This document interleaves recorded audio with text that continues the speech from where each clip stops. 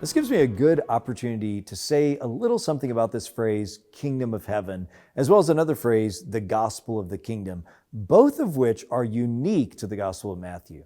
The gospel of the kingdom means the message of the good news that God is returning to reign over the world through Jesus.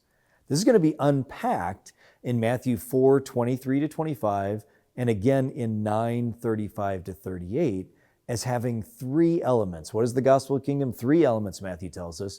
Teaching about how to enter into and live with God's kingdom, healing and restoration of people, and the calling of disciples to continue the kingdom work.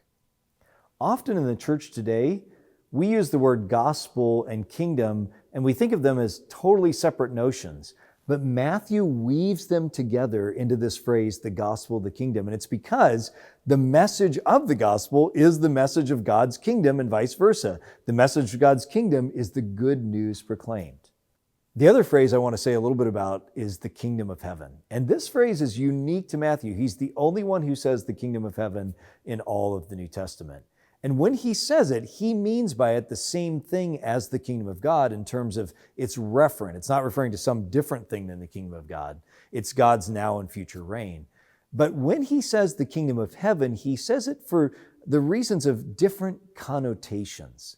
Because you see, Matthew likes to describe God's reign as of heaven or from heaven, because this evokes the idea of the strong contrast between the kingdoms of this world on earth and God's heavenly kingdom yet to come.